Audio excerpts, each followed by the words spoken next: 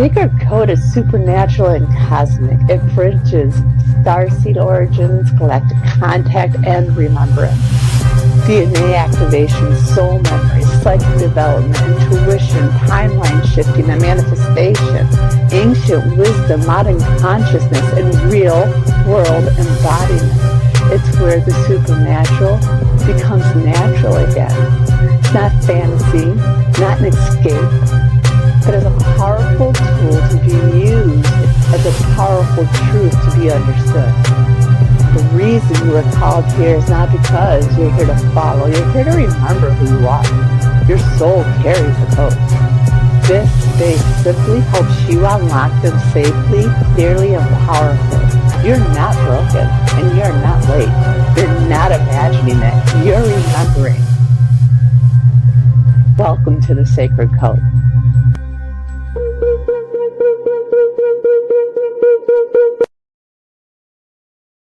The veil is thinning. Can you feel the tone? A cosmic drumbeat calling you home. Where seekers gather beneath Michigan's sun and a portal awakens, the Ascension Con has begun. It's not just an event, it's not just a fair, but a frequency rising in the charged summer air. Where the curious, the mystic, the brave, and the bold come seeking the truths our ancestors once told. Where Bigfoot walks forests and the night skies gleam. Where contact experiencers step out of the dream. Where speakers awaken the codes in your mind. And the lost parts of spirit are much easier to find. Ascension Con whispers, remember who you are. Children of earth, yet born of the stars. A gathering of voices of magic and sight where seekers step boldly into their light. And among them a traveler of shadow and flame, a painter of spirits, Brian Danhausen by name. Step softly now, for the veil grows thin. The strange and the mysterious world he walks within. Artist and author, investigator of night, he paints what most can't see with mortal sight. Each brushstroke whispers of spirits unseen, of energies moving in places in between. An empathic medium, a witch with deep sight, reading the shadows as well as the light. From Michigan soil, where the haunted winds roam, to the Ascension Con, where he will call it his home. He walked with the spirits since youth's early days, exploring the unknown through art's mystic ways. Founder of Into Afterlife, the paranormal crew, seeking the stories that many once knew. From haunted conventions to libraries wide, the school and dark places where lost spirits hide, he teaches, he speaks, he reveals what's near, that the spirit world walks beside us, right here. Ascension Con rises, a beacon so bright, a gathering of truth seekers stepping into the light, where voices like Brian's help us understand the unseen world walks beside us hand in hand. Hi, everyone. Hey. Hello. Hi. Hi, Mary. Hi, Brian. Good to see you guys. Good. Beautiful. Yeah. Well, I'm gonna steal that intro you just read. Yeah, I'll send it to you. It was pretty good. I didn't write it, but it's yours. You can have it. Sounds like a book. Right. Well, I want to confess that Brian's like one of my favorites, and he knows it. Thank you. I compared 3 readings, and they were done over 4 or 5 years, at different times. And Brian's like the rest of us. He does a reading. He doesn't remember. You can't go to him 2 years later and say, hey, what did you say? Just that doesn't work. But I compared them, and it was like, holy cow. So I called my buddy Val and said, we got to, compare your paintings.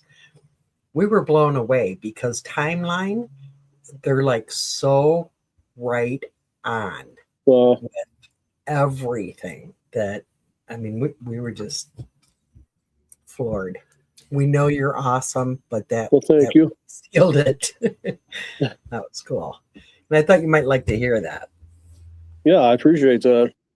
It's always good to hear the feedback, because like you say, we read these people, but then we might not see them for a year or 2 years sometimes, and you don't remember how what you told them has affected them. Right.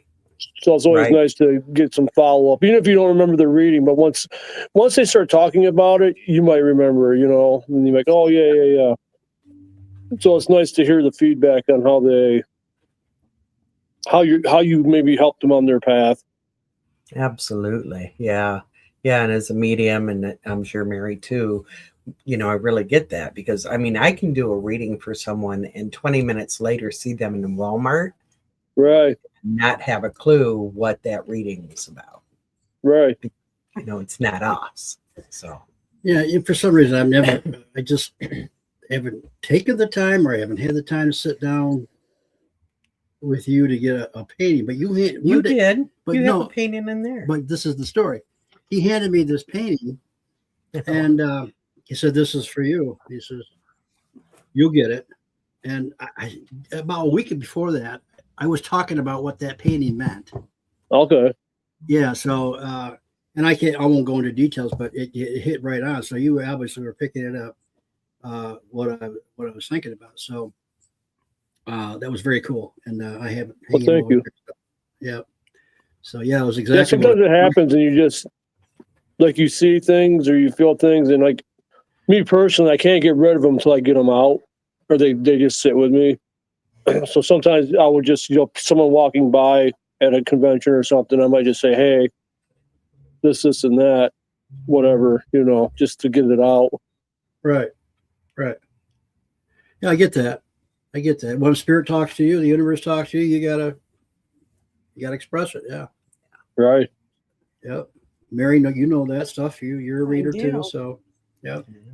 Brian might not remember this. And I can't even say for sure how many years ago it was. I would say maybe 2015, 2016. But I came to a home party and you were doing the paintings.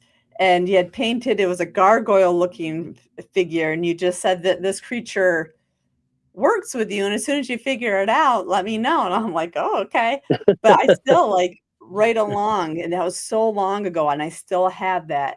And to be honest, when I was sitting in my she shed last weekend, because I have them all lined up, I was looking at them. I'm like, I need another reading, with that painting. Look, you've painted my aliens. I love that one. He just kind of stares at me. It's kind of creepy sometimes, but I still like him. It is kind of creepy sometimes. But I know he's there. Those are the fun ones for me, like the off the trail kind of ones, like if we're doing alien stuff or if we're doing past life stuff. I don't mind. I like doing the other readings too, but those ones are, I guess, more fun to do in a sense. And I've learned to, especially being at the shop, just to, I don't like to rush my readings now. I like to take my time and just get in the full. If it takes me longer to paint, it takes me longer to paint. If it takes me longer to explain the painting, I'm not trying to rush it. I know it's kind of hard in the, when you're doing a con and you got people lined up waiting. But I don't know where I was going with that, but I like to relax now. And those paintings, the alien stuff, and it always seems more relaxed to me in the past life than it does when you're talking about someone's loved ones or who have passed or something like that. I totally get that, man. I guess you get it too. All of us get it when you're at a conference. You've got a lot of people wanting to read him. So we humanly just automatically try to get a lot out, but when it's done, you say, well, I wish I could have had a little more time to figure this one out or say a little more about this. So I get that. That's totally. Well, I'll tell people too at cons, I said, if you got questions and you walk by and you just see me sitting there, just feel free to come back and re-ask me something, about the painting or the reading. Or if you got to get a hold of me later after the con, just call me. I'll try to explain what I can explain. Right. Yeah. Because I totally get that, because people want readings, Yeah. And yeah, and sometimes you feel too rushed. You just like they walk away. So man, I wish I could have told that person a little more or something like that. Sometimes you'll see me cutting through a con because I'm going back to retell them something that maybe they had just left, and then something came in after I left. So you see me get up and I'll go after them and tell them what I need to tell them. Right. Or people will come back and ask you a question. Right. Yeah. Right. Yeah, you feel a little like a creeper, huh? Right. Yeah. Well, but it is if nice. his face was all painted, I'd be, he's looking me up. So. Rushing through readings for me is tough. That's right. I stopped. I don't do readings at conferences very often anymore. We do healings and kind of mini readings combined. Right. Because RJ can tell you, like Saturday, I did a group reading. It was supposed to be an hour long, and it was 3 hours. Right. I'm just one who, spirit's talking. How do you stop that? You don't, like I said. So at the store, I've been kind of going back to my roots. I still do the paintings here, but I've also went back to my cards.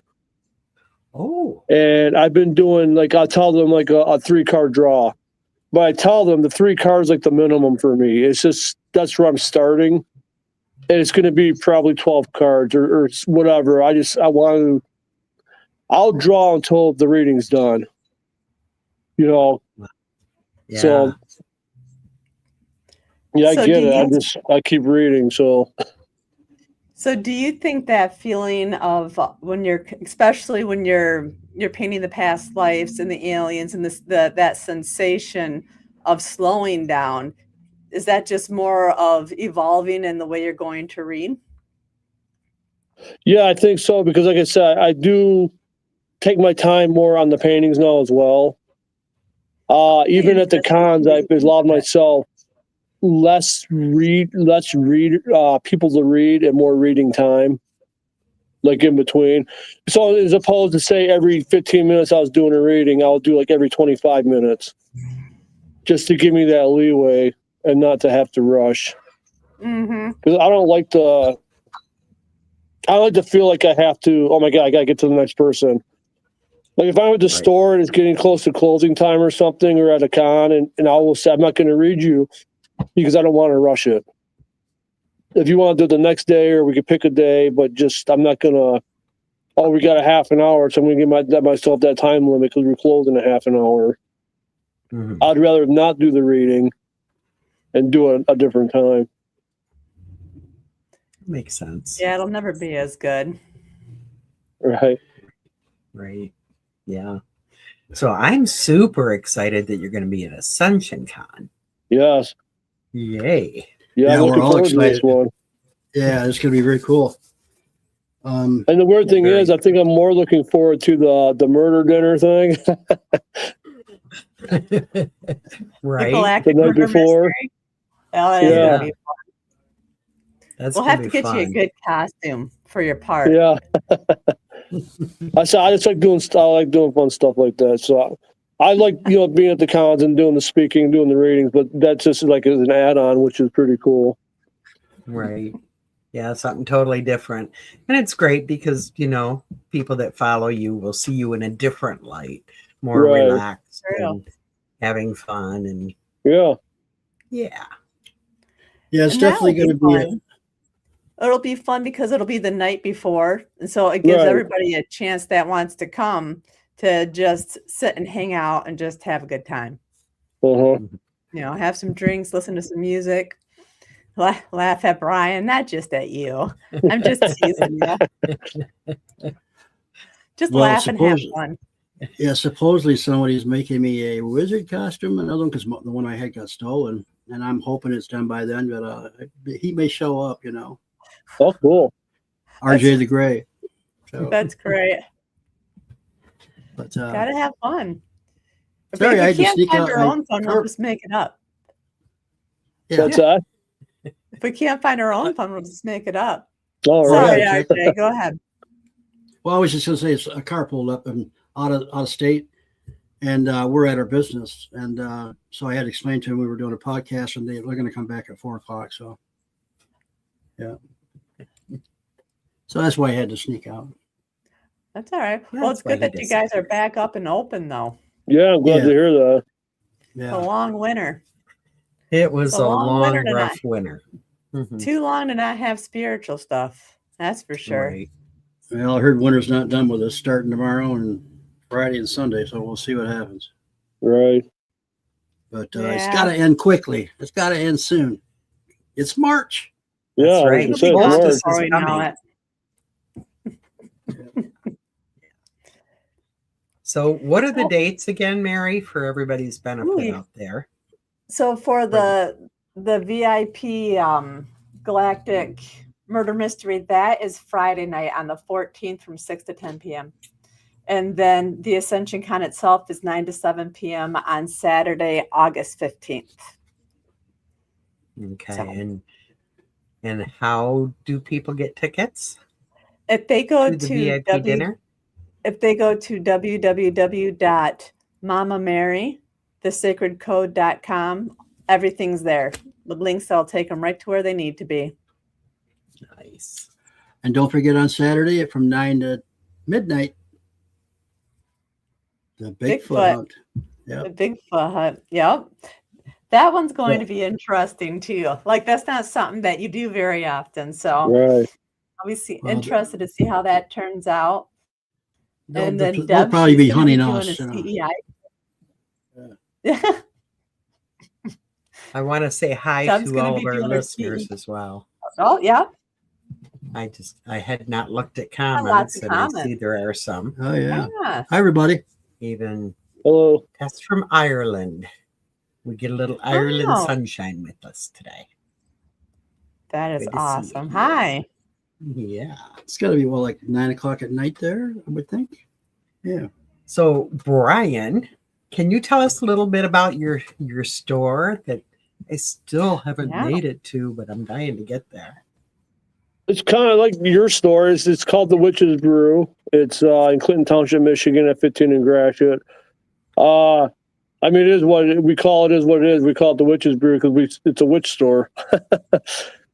We sell metaphysical witchcraft supplies. Candles, tarot cards, incense, stones. We do readings here. We got several readers that come every week. Trying to start to do classes here and stuff like that. We've had local authors out. Trying to make it like a community spot too. Not just a store, but people come out and we get a lot of people that come out just to see the dog. I was just Luna. ready to mention the dog.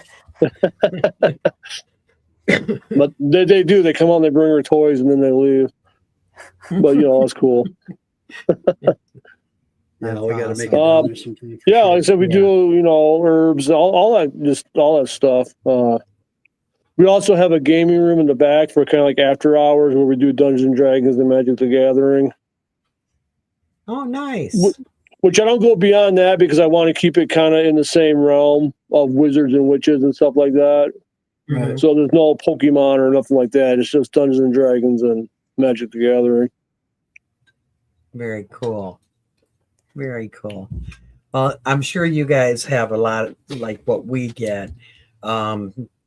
It's not always people shopping for supplies, but people coming in saying, I need someone to talk to. I need to know. That's what this was about out Right. here. Yeah. Right. Yeah.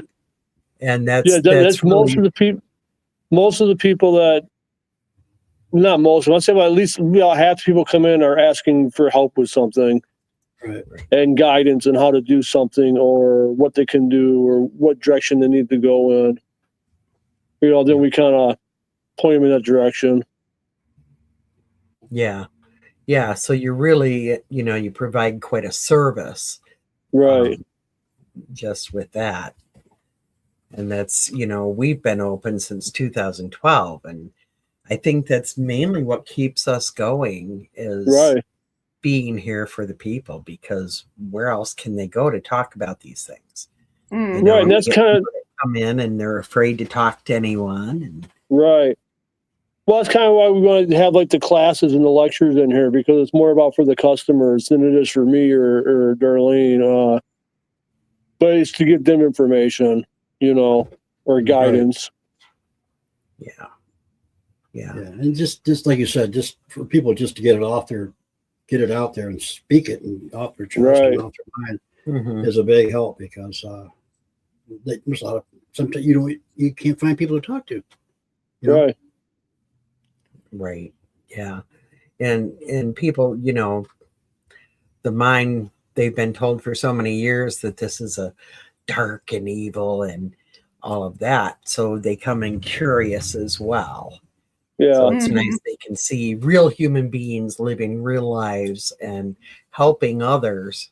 Right. And, you're not sacrificing babies or anything like that. Because I mean, we get that too. People come in and say we're devil worshiping or something in here, and of course Oh, that has yeah. nothing to do with the witchcraft or nothing like that. It's I know. that's a Christian deity that has nothing to do with me. But people come in and they don't understand. We try to explain it. Right. Yep. But that Yeah. hasn't happened too often, but it's happened a couple of times. Oh yeah, it definitely happens. We had actually a minister's son come in and interview us. Okay. Saying he was doing a podcast. Yeah, but he was trying to figure out what was going on, and he walked out. Now he hugs us when he sees us at Walmart. Oh, see, people just don't understand things, and once they start to understand it, it's not as horrible or as bad as they think it is. Right. It helps eliminate the fear, because Right. Just the unknown, they don't understand. Right. Well, we honor everybody's beliefs as long as it's love and light, and that's our motto. And then we had actually one group that wanted to come here and do their meetings, and they said, "Well, we're going to do some fake sacrifices." We said, "No, we won't do that." Right. And so we have our limits. We have our, I think everybody has different paths to where all want to go to the same place. We want to, we want love, we want health, we want food, we want shelter. We all want the same things. Right. So, yeah. I mean, that's what I always tell people, and like when they come in and question and stuff. And to me, I say the divine is the divine. Whether you say God is Buddha, Guy, whatever you want to call it, it's all the same being. It uses different aspects of itself to connect with different people. So whatever works in your life is good for you, and what works in my life is good for me. That's all that matters. I'm not going to look down on your religious beliefs or nothing like that, because we're all going to end up in the same place. Exactly. We're just taking different paths to get there. Yep. So that makes me curious. What was the biggest spiritual / paranormal experience that you've ever had that really turned you into having to go this path because there was no other options, because that's where your soul belongs? Like, what was the life-changing spiritual experience? I think it was the first weekend that I asked my patron goddess is Hecate, and I asked her to be open. I said, I'm just going to be fully open. I'm going to accept the gifts and just let whatever happens. And then that weekend is, I talked about this at the other con, but that weekend we went and did investigation at my half brother's wife's brother, if that makes sense. And yes, they didn't have nothing to do with the house. They just bought it. It was like over 100 years old. They're like, just come out and do your thing if you want. It's just an old house. There's nothing going on necessarily, but just come out and investigate. So we went out there, and I always going to tell people this, that the last time before me and my brother started investigating, I probably hadn't seen him since he was like 10 years old. And then he had a fundraiser because his son's foot got caught in the lawnmower and cut off. And so they were doing a fundraiser, and we went to help support him. And we started talking about ghosts and stuff, and he was dealing with ghosts his whole life as I was dealing with them my whole life. So we kind of got together, and that was that. But it happened very fast. But anyways, we're doing the investigation. We're sitting on, well, I asked Darlene because she was doing a lot of the camera work at the time, if she could go take pictures on the stairs. I was having something on the stairs. And of course, nothing came back in the picture. So me and my brother went, he stood on the landing, I sat on the stairs. And we started asking your generic kind of questions, I guess. And then he was gone, and I saw a lady standing there in a white dress, short brown hair, kind of messed up, and like what I thought was like a pendant on her neck, like the Susan B. Anthony kind of pendant-looking thing, or those old Victorian things. It was just like a black circle. And then she started grabbing her throat, and I asked her, well, did someone, you can hear me on the recorder, start to change my questioning. Did someone choke you? Were you murdered? What happened? What's wrong with your throat? And then she disappeared. My brother was back, and I was all weirded out. We ended up leaving the investigation, and I told my wife on the way home what was going on, because I was, like I said, I was really kind of just weirded out by what happened. So I told her what I had seen. The next day, we were doing an installing job with me and my brother, and so I told him what was going on. We got done with the job. I went home. I started going through the evidence. The first EVP I caught was a woman's voice that said, "I'm Michael's aunt," which was her, her brother's name was Michael. I said, well, that's pretty cool. And then I got another one that said, I'm not ready yet. Same voice, same female voice. So I call up my sister-in-law and I say, hey, because again, I don't know their family history because I hadn't seen them since I was, 10, or he was 10.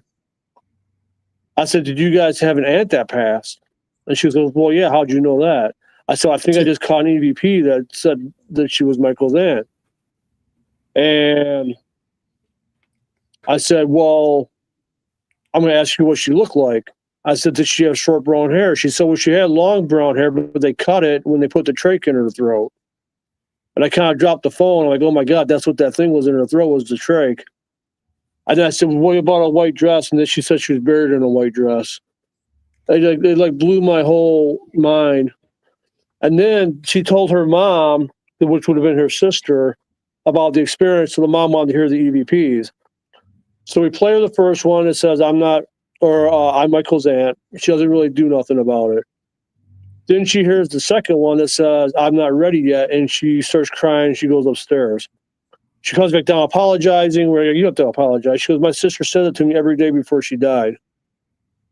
So my whole outlook on investigating and the spirit realm and all that changed that day, because we were at a place that had nothing to do with nothing, but the lady knew we were going to be there to give the message to someone who wasn't there.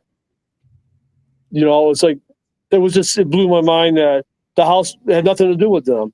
So why was she there? And why was she giving us messages to give to the mom? Well, like I said, it just blew my mind, and it changed my whole process of thinking about how this all works, or not that I know how it works, because I don't. It just works. It just happens. Right. But yeah, that's what probably was the main thing that really changed my outlook on what I was doing and how I was doing it. So I remember earlier, Mary, you said you met him at a party when he was doing paintings, right? Mm-hmm. Right. Around 2015, 16. Yep. That's when we all started reawakening and getting. Then we met in 2016, and a lot was going on then, man. There a lot of energy was coming into the planet. Right. And that was probably because I've been doing readings. Like I said, I was doing cards before that. Right. And then whenever I was being an artist, I was visualizing things as I was doing the readings. Right. So I wanted to know how I could transfer this over. And I tried sketching first, but sketching takes a long time. And then if you want to do colors, you're not going to color a bunch of different markers and stuff like that. So paints was the fastest thing I could think of how to convey what I was seeing. Right. So I switched from doing like tarot cards and oracle cards over to the paintings. And I've been doing that for, I can't even tell you how long now. It's been a long time. Right. I did it for a little bit and then I stopped because I was doing it just at shops, like local witch stores.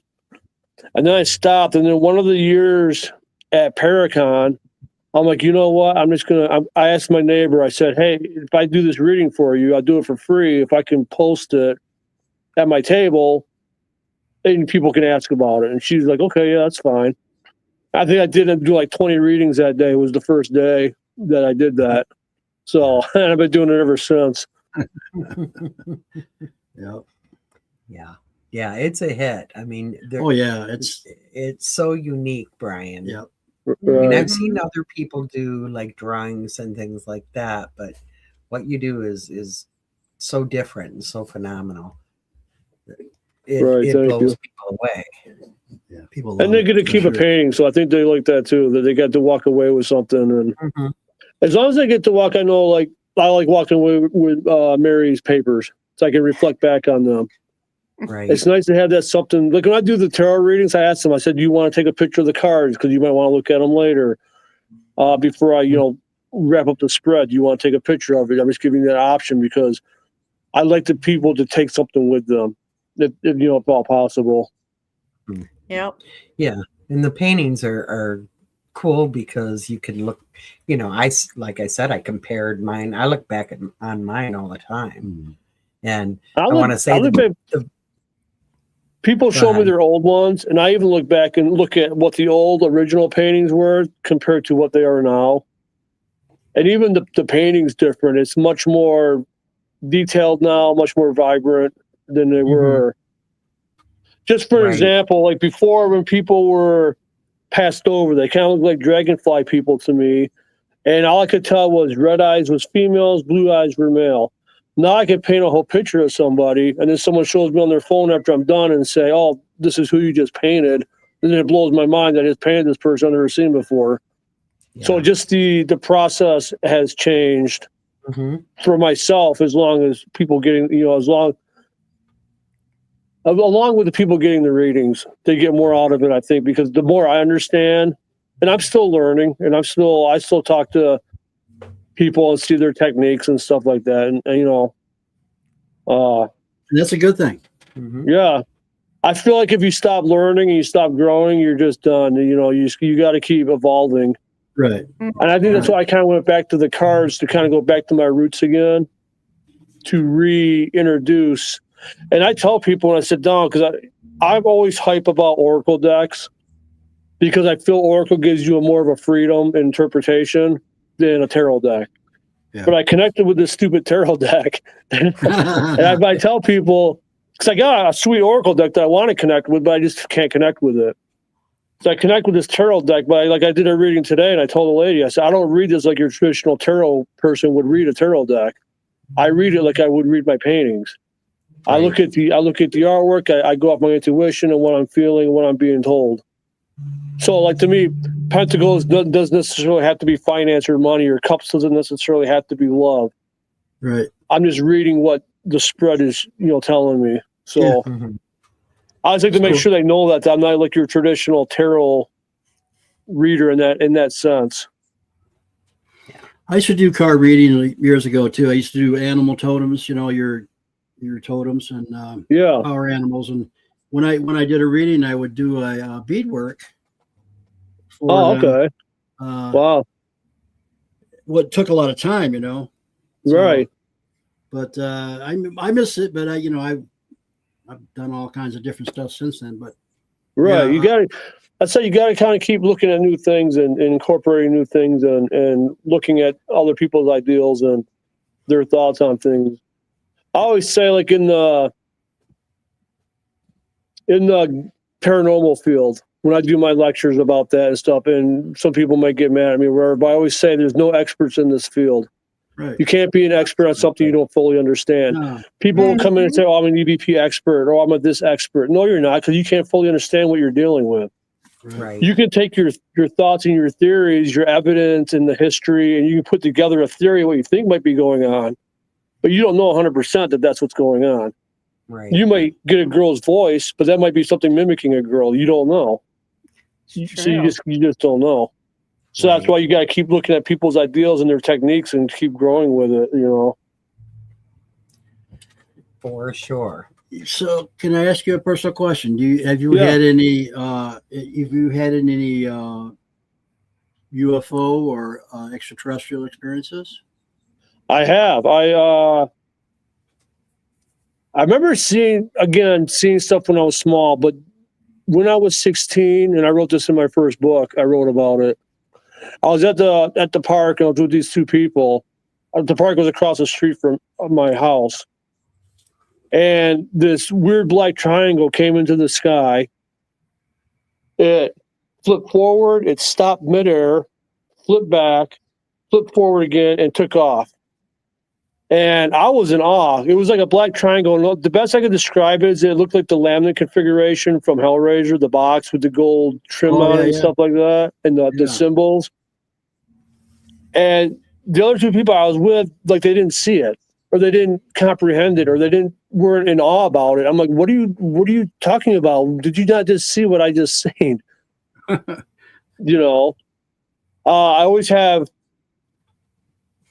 dreams or visions, and I used to talk to them with Andrea all the time. Andrea, you know, you guys know Andrea, about these civilizations, and underneath, like, the hieroglyphics, if you were to peel down the stone, there was alien hieroglyphics behind them, and these ancient like civilizations and stuff like that. And I would always have these dreams about this and stuff like that. Yeah, I would see stuff randomly here and there, but that was like my biggest one that I seen like dead on. It wasn't like, what was that? There was definitely something, some kind of black triangle.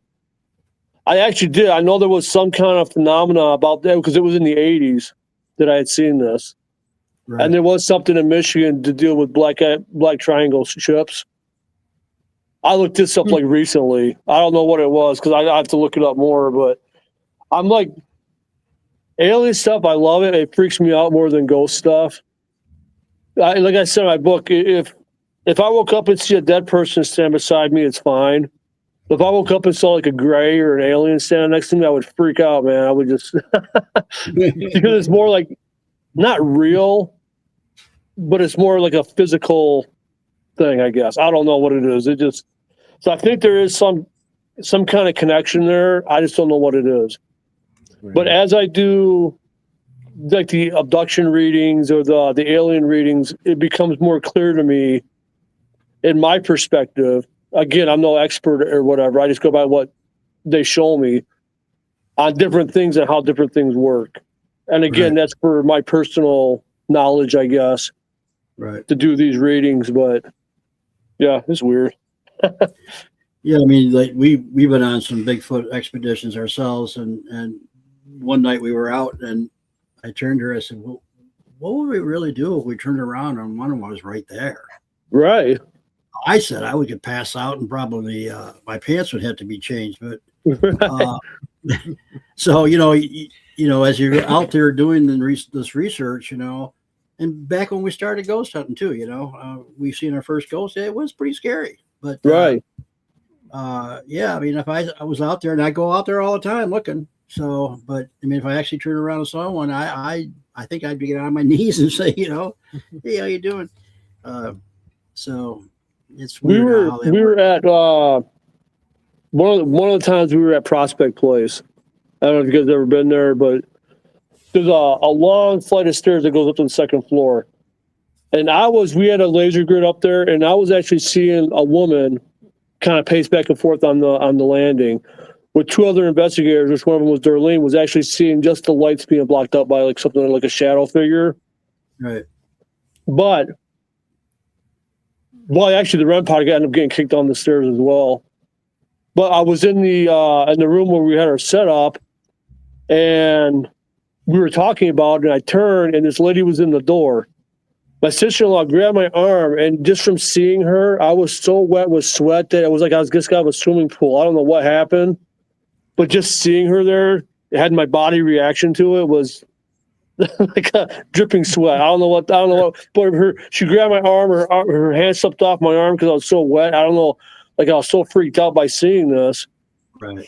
And that's when I had the other understanding, because she ended up shutting down the house. Like, because she was like the head, from my understanding, was like the head of the household. She ran what was in there. And when people were being disrespectful, she shut it down. And that's where I learned my other part, because this is right kind of towards the beginning when we started this. I've heard people be like, yeah, if you don't talk into this red light, we're going to leave. If you don't like this light up, we're going to leave. They don't care if you leave. Leave. Right. You don't need to be, demanded to do stuff like tricks and stuff like that. And again, that was really early on in the beginning when I learned about the respecting them and treating them like people, because they are people. Right. Yep. I agree. Someone had a question here, if that's okay. Yeah. This was back when you were talking about readings. Tuts wants to know, what do most people want to know? I wouldn't want a reading, but I find it fascinating. So for me, when I do the paintings, I don't give them an option to ask a question. The paintings are, if they want to do a particular painting, I'll do a particular painting. But they don't really ask me a question on, all the questions come afterwards, after the painting. Whereas when I do the cards now, I ask them, do you have something particular you want to look the cards to answer, or do you want to just have a general reading? I don't offer that with the paintings, because the paintings just show me what they show me, and then I have to explain it, and that's it. Then we go on the questions after that. And I don't fully understand all the time what I'm painting to begin with. Right. Especially, like, I know we've done some alien stuff where I've said to the people, I don't know what this means. And they're like, oh, I know what the triangles mean. I know what those are. Well, as long as you know, that's all that matters. Mm-hmm. I'm just the middleman. Yeah. So I don't know how you guys handle that when you do your readings, if they do particular questions or. Yeah. Well, being a medium is a lot different than being, right. Doing psychic readings. So when people come to me, we connect, and I just bring people through. I'm a channel. I'm not there to ask questions or anything like that. I'm connecting people with people on the other side. So, but people on the other side will ask you to ask a question. Yeah, sometimes. Yep. Yeah. And that's how I feel. I feel like I said, I feel like it's the people, because I'm also a medium. I feel like it's the loved ones that are giving me the images. They're giving me the feelings and stuff like that. And I'm just interpreting what they're saying through the painting. Yeah. And that's why it is what it is. It's not like I'm asking them a question or something like that. Yeah.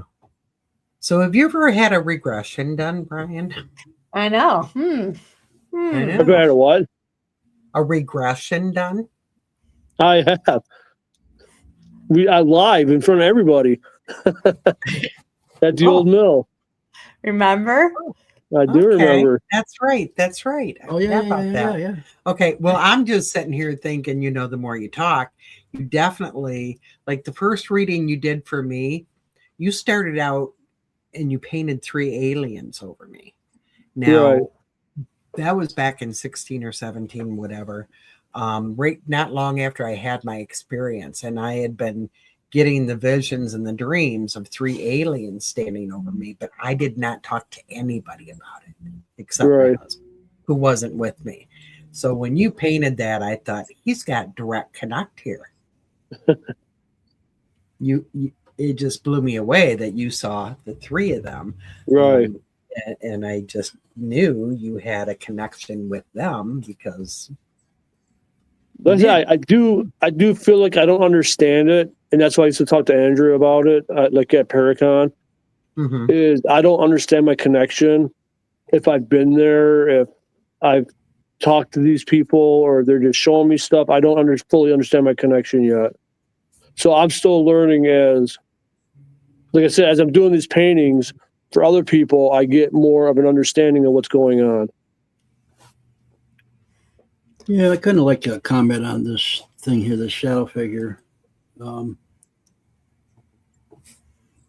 Lisa, as a race, a human race, we're raising our consciousness. We are vibrating at a higher rate now and seeing the next dimension up and beyond. And the 4th dimension, as as all this ghost hunting stuff started, we were raising our consciousness and we were trying to figure out what was going on here. And so there are many things in the fourth dimension that are not human, but we're able to see them now. We're able to pick up on them. So I'm not an expert on it, but I can tell you, the shadow people are one of those people, whatever they are in that dimension is. So as we raise our consciousness, we see different stuff now in the spirit realm. And so we're just beginning to relearn this again, I think. At one time we probably had a better concept of it. But so anyway, yeah, the shadow people, I know people seen them. I've seen them on TV. I've seen people taking films of them. So, but what exactly they are, I couldn't tell you. But see, I used to think, and I don't know where I sit at it now, but because I was, like I said, I was seeing the lady at the top of the stairs, and I actually seeing what she looked like. Where the other investigators were seeing a shadow figure. Maybe that was their comprehension, or maybe that's all that figure can manifest for them. Right. You know what I'm saying? Maybe that's just the length of, I can't fully manifest, but I can manifest this shadow. Yeah. So yeah, it's kind of, again, I'm kind of all over the place with shadow people, because I know some people say that it's a whole kind of phenomenon. They're evil beings, and again, that's someone's theory. I just don't know if I buy into that particular. I feel it's more of a stage of evolution on how much energy they may have at the time, and how they manifest themselves. When people see, I saw a shadow out of the corner of my eye, because that's all they could manifest, at the time. And I agree. And what do we fear? We fear what we don't know. Right. So yeah, and doesn't mean that shadow figures are something that are evil. But yeah, and I wouldn't say they couldn't be. I mean, because if it's a bad person, it's a bad person. If it's an evil person, then that shadow figure is going to be a bad shadow figure. That's right. That's right. Yeah, but I would probably be more afraid of them living than on the other side. So. Right. Also, that. That's true. But I also feel, and again, this is just my personal thoughts from what I've experienced. There's like a hierarchy on the other side. So I had this when I first opened up after that experience I had. I had a visit from this child, and he was asking me all these questions about what I was seeing, what I was doing. And I said, well, why are you asking me all these questions? And he told me, well, they want to know about you now. I said, who are they? And he's like, well, you can't know that yet. And that was kind of the message. And so it made me think that they sent this something safe, like a child, which was talking like an adult, to ask me these questions, because there's something higher up on the other side asking about, now that I'm open, they're curious about me or something. I don't know. It was weird. Another weird experience. That's cool.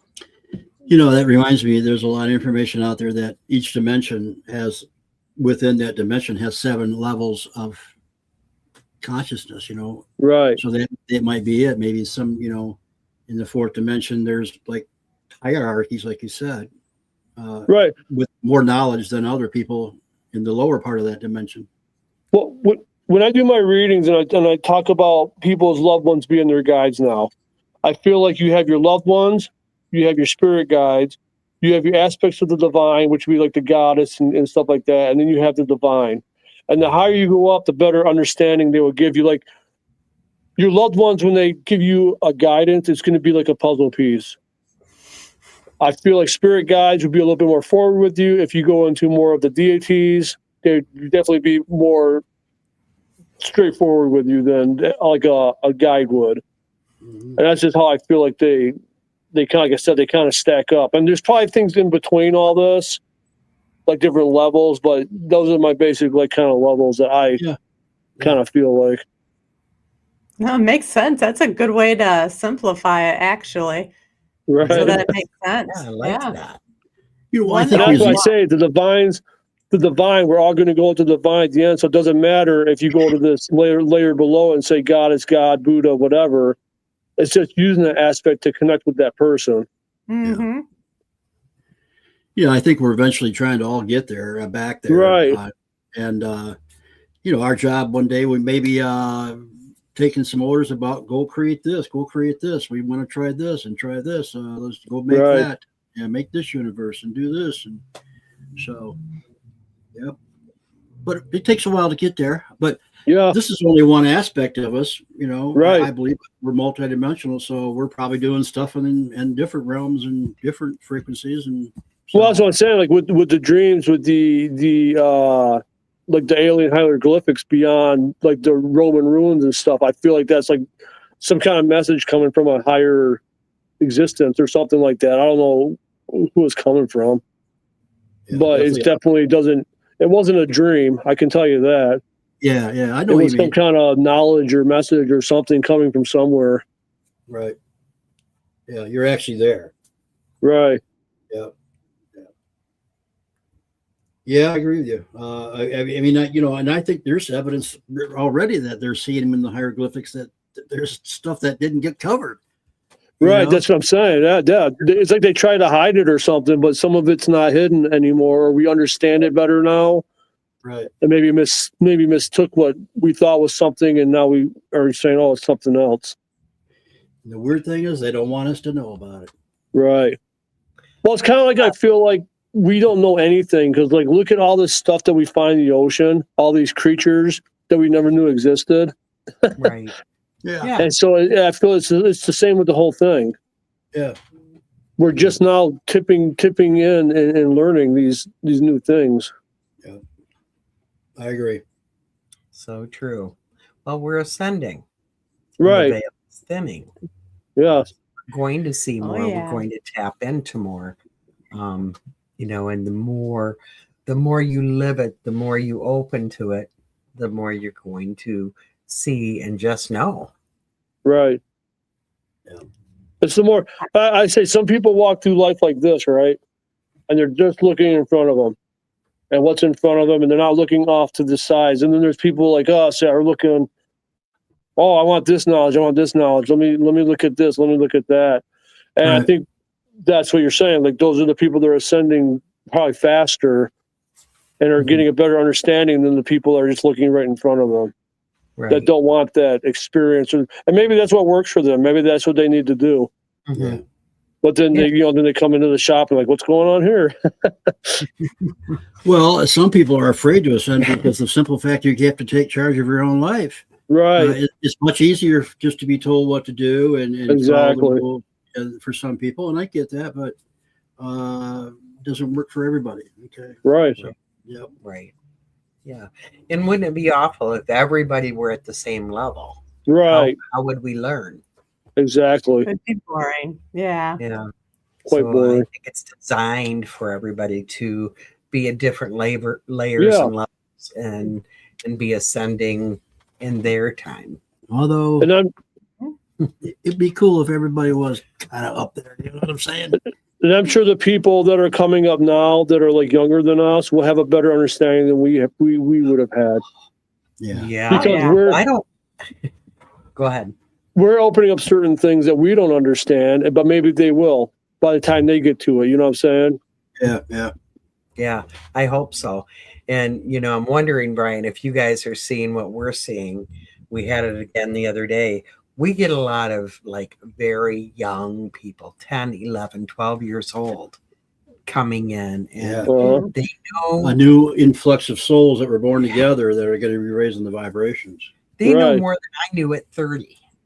Well, that's what I was kind of saying. I think they will know definitely way more than what we know. Right.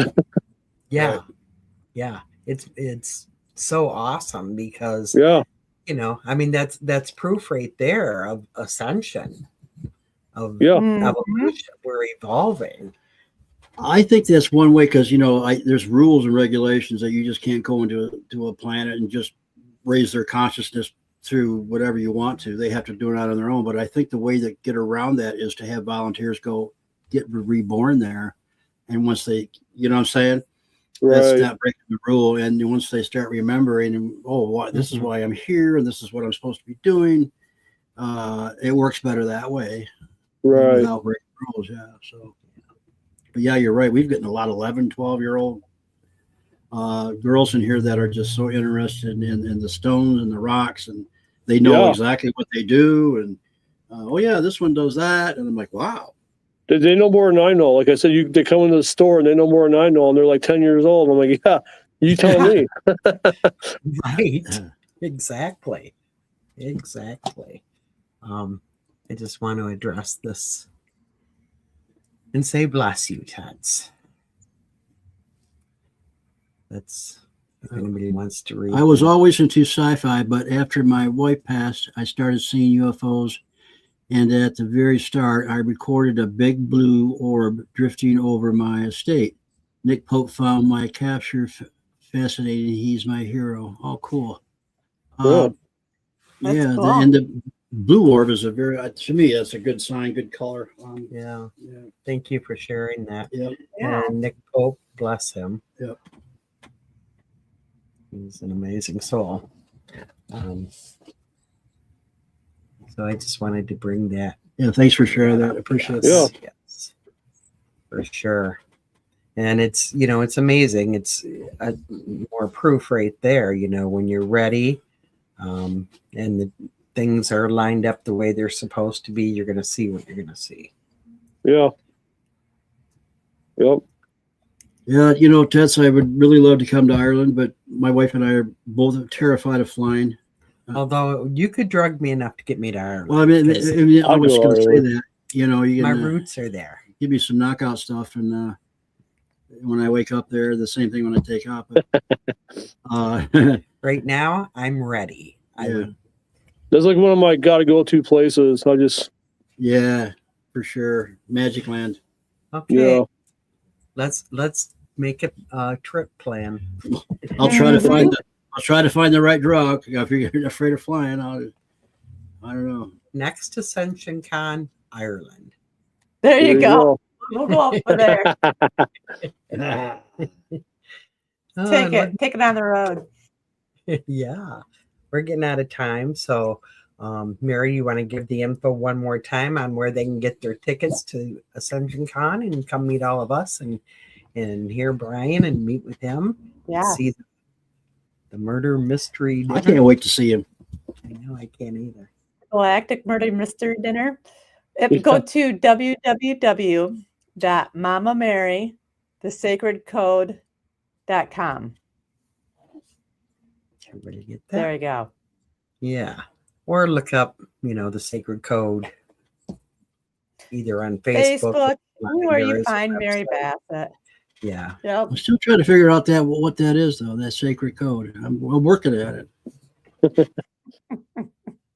That's the secret. You got to crack the code. I have Right. code. Mm-hmm. Yeah. The wizard is a numerologist, so you never know. Yes, he is actually. Yeah. It's That's been a good awesome, count. Brian. Thank you for having me.